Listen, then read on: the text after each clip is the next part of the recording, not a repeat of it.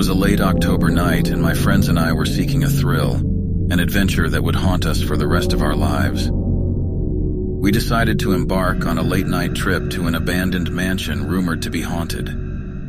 The mansion stood on the outskirts of our small town, surrounded by a dense forest that seemed to hold many secrets. With our hearts pounding, we piled into my old beat-up car, armed with flashlights and nervous laughter. The eerie moonlight cast long shadows on the desolate road ahead. As we approached the mansion, a chill ran down my spine, and I could feel the hair on the back of my neck stand on end. The mansion loomed before us like a ghostly specter. Its once grand facade now weathered and worn, its windows boarded up as if to hide the horrors within. Despite the trepidation that gripped us, curiosity got the better of us, and we dared each other to enter. Creaking floorboards echoed through the eerie silence as we stepped inside. The air was heavy, and the scent of decay hung in the air. Graffiti covered the walls, evidence of previous brave souls who had ventured into this haunting place. As we explored the mansion, strange sounds echoed from unseen corners. Whispers seemed to float on the air, sending shivers down our spines. Each creak and groan of the old house played tricks on our minds, making us believe we were not alone. In one room, we stumbled upon a dusty Ouija board, its letters and numbers almost indecipherable. Despite our apprehension, we couldn't resist the temptation to try it out. With trembling fingers, we placed our hands on the planchette, asking if there were any spirits present. To our amazement, the planchette began to move, spelling out words that sent our hearts racing. The messages were cryptic, filled with warnings and strange riddles. Fear gnawed at us, but we couldn't tear ourselves away from the Ouija board. As the night wore on, we continued our exploration, determined to uncover the mysteries of the mansion. But the more we dug into its dark past, the stronger the sense of foreboding became. It was as if the mansion itself was alive, feeding off our fear and curiosity. Finally, as the clock struck midnight, a blood-curdling scream pierced the air, freezing us in our tracks. Panic consumed us, and we rushed towards the source of the scream. It led us to a hidden chamber deep within the mansion. Inside the chamber, we found a decrepit and tattered journal. Its pages were filled with the ramblings of a deranged soul, recounting tales of madness and torment. The more we read, the more we felt the presence of something malevolent watching us. Just as we were about to flee the mansion, the doors slammed shut, trapping us inside. Panic consumed us as we tried to escape, but it was as if the mansion itself didn't want to let us go. Desperation took hold as we searched for a way out. With our hearts pounding and adrenaline coursing through our veins, we frantically searched for an exit. The air grew heavier, and an overwhelming sense of dread weighed down on us like a dark cloud. Amid the chaos, I noticed a glimmer of light emanating from a crack in the wall. We rushed toward it, hoping it would lead us to freedom. As we approached, the light intensified, revealing an ancient-looking passage. With no other choice, we followed the passage deeper into the mansion, our flashlights flickering nervously in the darkness. The air grew colder, and strange symbols adorned the walls, leaving us uneasy. As we ventured further, the passage opened into a vast underground chamber. The eerie glow of phosphorescent fungi illuminated the room, revealing a sight that chilled us to the bone. On the walls, there were grotesque paintings depicting scenes of horror and suffering. In the center of the chamber, we found an old pedestal with an ornate key resting on it. A wave of trepidation washed over us as we realized that the key might hold the answers to our escape. I picked up the key, and suddenly the room began to tremble. The ground shook beneath our feet, and the walls seemed to close in on us. It felt like the very essence of the mansion was rejecting our attempt to escape. With a collective effort, we forced the chamber door open and stumbled out into the night. The mansion's sinister grip released us, and we found ourselves gasping for breath in the cold open air. We didn't look back as we sprinted to my car, the echo of our heartbeats drowning out the haunting echoes of the mansion. The night seemed to stretch on forever as we sped away from that malevolent place. As we left the mansion behind, the weight of the experience began to sink in. We were forever changed by that night's journey, haunted by the chilling memories that we couldn't erase.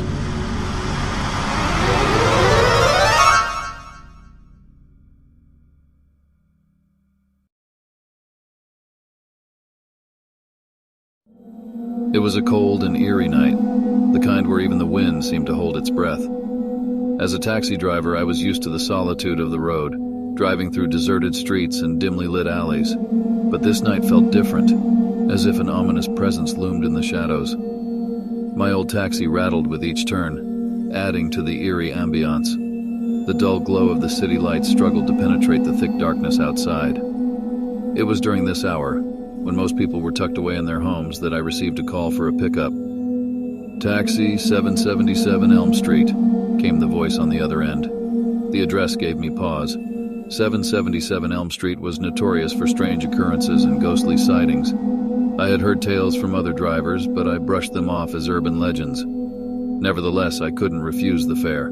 After all, this was my job, and my livelihood depended on it. I mustered my courage and headed to the ominous address. As I arrived, I saw a figure standing by the roadside. My voice box spoke through the intercom. "Hi, are you my passenger?" The figure turned, and I could barely make out the silhouette of a young woman. "Yes, please take me to my destination. I need to get there quickly," she replied, her voice filled with urgency. As she entered the taxi, a chilling sensation washed over me. Her eyes seemed distant, as if she was looking into a world beyond our reality. I tried to ignore the unease and started driving. The passenger directed me to a remote area on the outskirts of town. The road became rough and overgrown, with branches scratching against the windows. I could feel my heart pounding, and the fear in my voice box made my words tremble. "Are you sure this is where you want to go? It's quite desolate out here," I asked, trying to mask my apprehension. She didn't respond immediately, and when she did, her voice was low and haunting. "This is where it happened." I glanced at her through the rearview mirror, confused by her cryptic remark. Before I could inquire further, she pointed to a decrepit house ahead, obscured by fog. "That's it," she whispered, her eyes never leaving the desolate house. As we approached, I saw the house was barely standing, its windows shattered and the walls covered in ominous graffiti. I hesitated, fearing what might await us inside. "Please, wait for me here," she pleaded, her eyes now filled with desperation. Against my better judgment, I agreed to wait. As she stepped out of the taxi, I could hear the haunting creak of the rusty gate as she entered the eerie property. Minutes turned to hours, and the atmosphere around me grew increasingly tense. The air seemed heavy with an unseen presence, and I felt like I was being watched from every direction. My voice box stuttered as I attempted to call out to her, but she remained inside the house. Finally, after what felt like an eternity, she emerged from the shadows. Her face was as pale as death, and her eyes held a profound sadness. "Please take me back," she whispered softly. Without a word, I drove back to the city. The silence in the cab was oppressive, as if the weight of her sorrow had settled upon us both. When we reached her destination, she handed me the fare, but I couldn't bring myself to accept it. "Keep it," I said, my voice box sounding somber. As she stepped out, she turned to me, her expression filled with gratitude and sorrow. "Thank you for listening, and remember, not all who leave this world find peace." With those cryptic words, she vanished into the night, leaving me shaken and bewildered.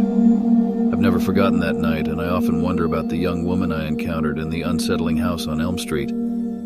Some stories are better left untold, but this one continues to haunt me, a constant reminder that the world we live in is filled with mysteries that may never be fully understood.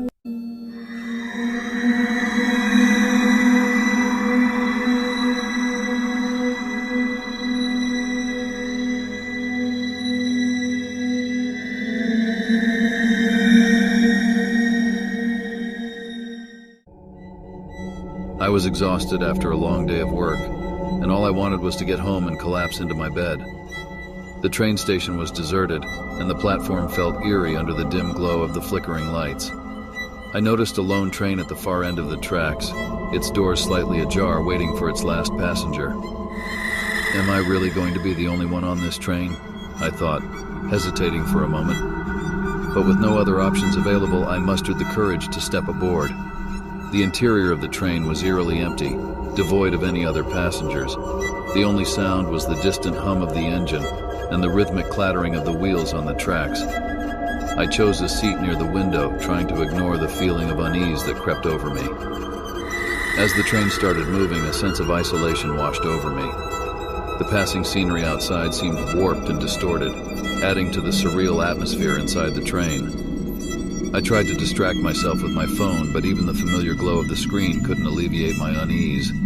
Suddenly, the train screeched to a halt, jolting me in my seat. "What's going on?" I muttered to myself, peering out the window. To my horror, the station we had stopped at was desolate, as if abandoned for years. There were no signs of life, and an unsettling silence hung in the air. Before I could comprehend what was happening, the doors to the train closed, and it started moving again. My heart pounded in my chest as a growing sense of dread consumed me. This can't be right. There's no way the train would leave me stranded like this, I thought, trying to convince myself it was just a malfunction. As the train continued its journey, I felt a presence behind me as if someone was watching me. I turned around, but the carriage remained empty. The sensation persisted, though, and a chill ran down my spine. Then the lights flickered, casting the interior of the train into momentary darkness. When they came back on, I caught a glimpse of a shadowy figure standing at the far end of the carriage.